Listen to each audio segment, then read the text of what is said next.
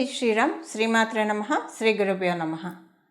రవి సంచారం కుంభరాశిలోకి సూర్యనారాయణమూర్తి ప్రవేశించబోతున్నారు. 2024 సంవత్సరం ఫిబ్రవరి నెల 14వ తారీఖు నుంచి అక్కడి నుంచి నెలనాళ్ళ పాటు కూడా సూర్యనారాయణమూర్తి కుంభరాశిలో సంచారం జరపనున్నారు. సూర్యనారాయణమూర్తి కుంభరాశిలో సంచారము ఈ సంవత్సరము చాలా విశేషమైన అంశాలతో కూడుకొని ఉంది. దానికి కారణము కర్మ ఫలప్రదాత అయిన శనీశ్వరుడు కుంభరాశిలోనే సంచారం చేస్తూ ఉండడం ఒక కారణము. రెండవ కారణము వీరిద్దరూ తండ్రి కొడుకులు, ఇదొక రెండవ కారణము.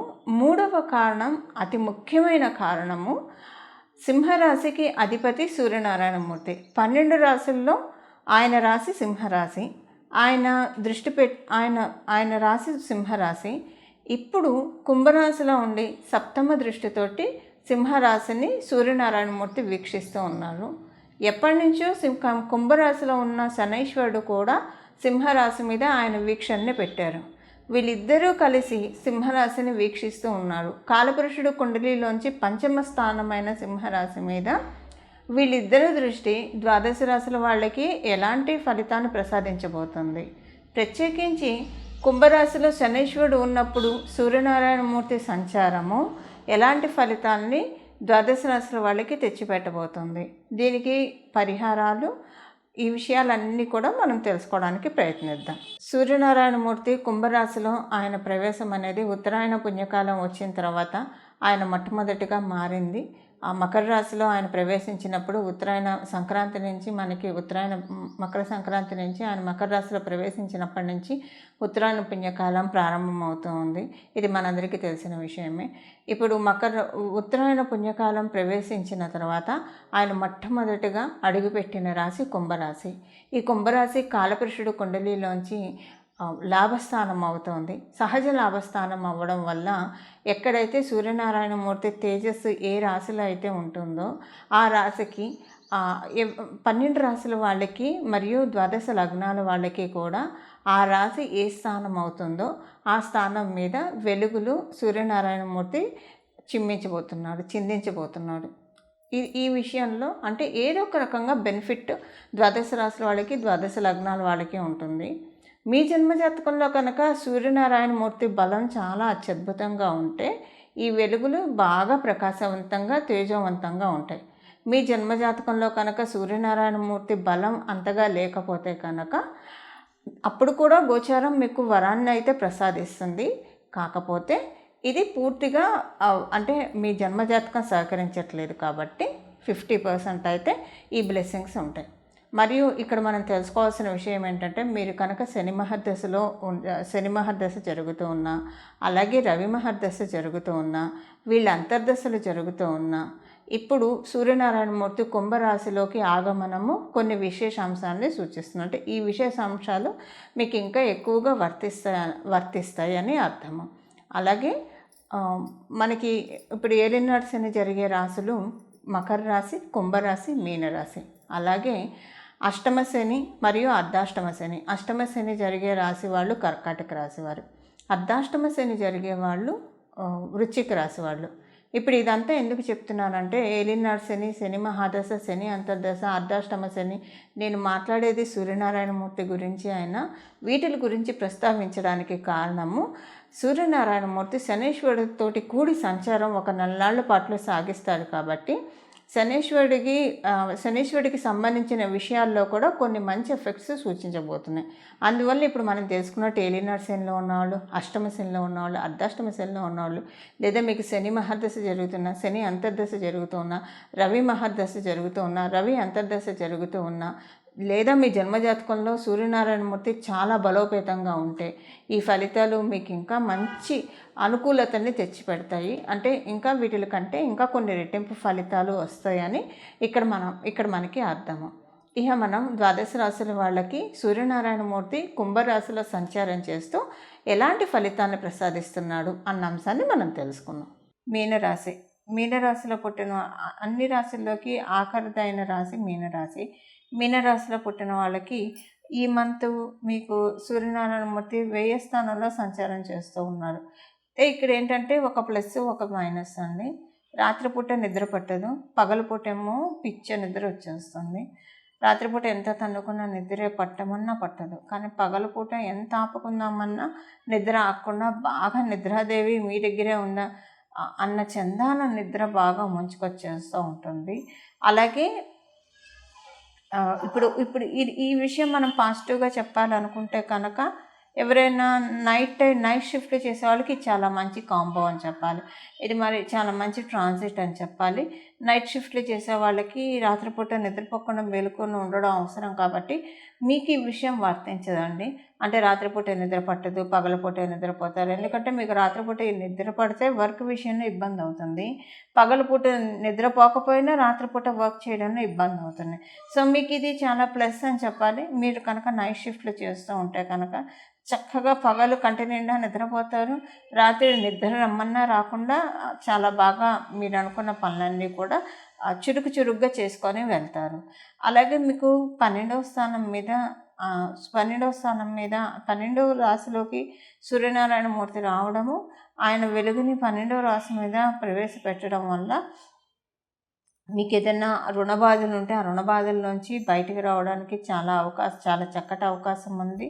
రుణ బాధలు అన్నిటిలోంచి కూడా బయటకు వచ్చేస్తారు.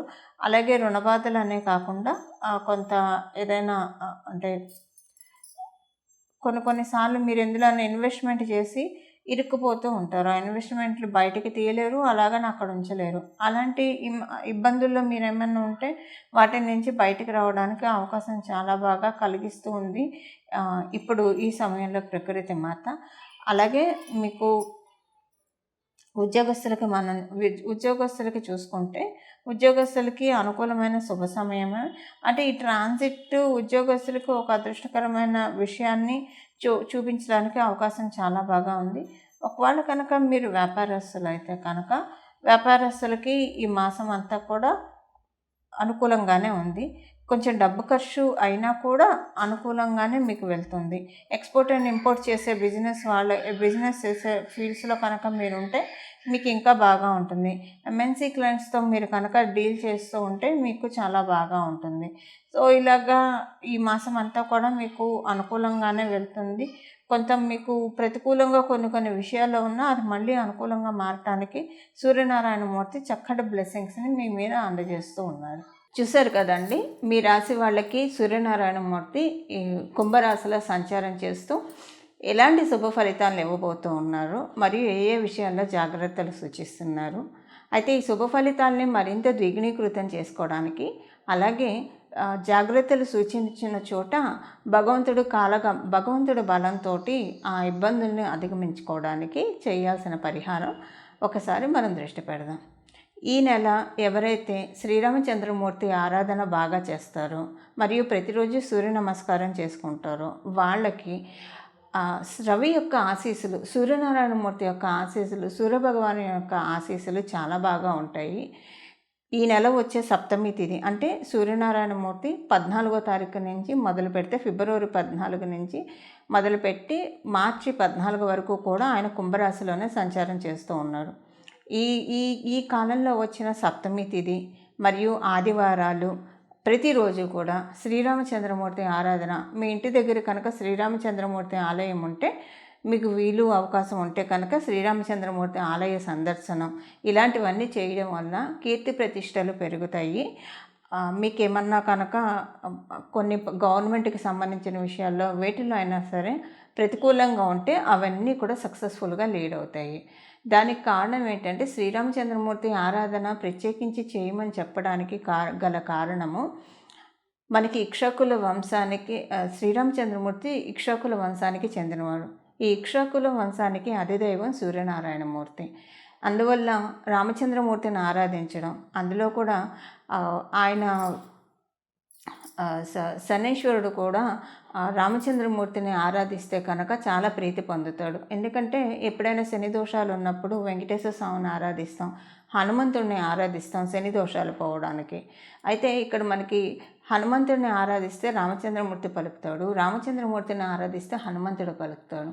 అందువల్ల శని దోషాలు ఉన్న వాళ్ళు హనుమంతుడిని ఆరాధించడంతో పాటు రామచంద్రమూర్తిని కూడా ఆరాధిస్తే, రామచంద్రమూర్తిని ఆరాధించడం వల్ల హనుమంతుడు తొందరగా పలుకుతాడు, మనకున్న ఇతి బాధల నుంచి సులభంగా బయటపడేస్తాడు. ఏదన్నా మనం దుష్ట శక్తులు, దుష్ట పీడలు ఏమన్నా అంటే నవగ్రహ పీడలు ఇలాంటివి ఉన్నా కూడా ఆయన తోకతో జాడించి కొడతాడు. అందువల్ల ఎట్టి పరిస్థితుల్లోనూ మిస్ అవ్వకుండా ఈ నెలంతా కూడా శ్రీరామచంద్రమూర్తికి సంబంధించిన ప్రార్థనలు శ్రీరామచంద్రమూర్తికి పూజ చేయడము, శ్రీరామచంద్రమూర్తి వారి ఆలయాన్ని దర్శించడము.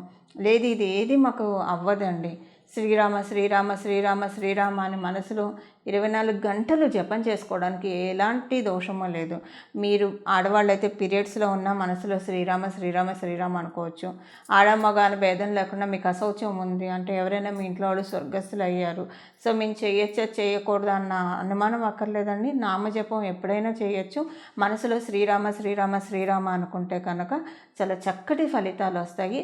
మళ్ళీ మనకి ఇలాంటి ట్రాన్సిట్ ఇప్పుడు శనీశ్వరుడు కుంభరాశిలో ఉన్నాడు కాబట్టి మనకి ఇంకా సత్వరంగా అంటే ఈ కమింగ్ 1 ఇయర్లో మనం చేసిన ఈ 1 మంత్ చేసిన దాని ఫలితాలు కమింగ్ 1 ఇయర్లో ఎప్పుడైనా వస్తాయి. చాలా మంచి ఫలితాలు వస్తాయి.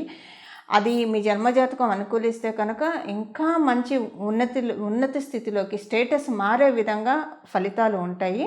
మళ్ళీ మనకి శనీశ్వరుడు కుంభరాశిలో అంటే సూర్యనారాయణమూర్తి ప్రతి సంవత్సరం కుంభరాశిలో వస్తాడు, కానీ శనీశ్వరుడు కనుక కుంభరాశిలోంచి మీనరాశిలోకి జరిగిపోయాడా మళ్ళీ 30 సంవత్సరాల వరకు మనం ఇలాంటి కాంబినేషన్ అస్సలు చూడలేము. అందువల్ల చాలా జాగ్రత్తగా శ్రీరామచంద్రమూర్తి ఆరాధన ఈ నెలనాళ్ళు చేయండి. భగవంతుడు ఇచ్చే సన్మంగళాన్ని అందుకోండి. మీరు అలా సన్మంగళాన్ని మీ జీవితంలో అందుకోవాలని చెప్పి రామచంద్రమూర్తిని మనస్ఫూర్తిగా నేను కూడా ప్రార్థిస్తూ మంగళం. నమో భగవతే వాసుదేవాయ.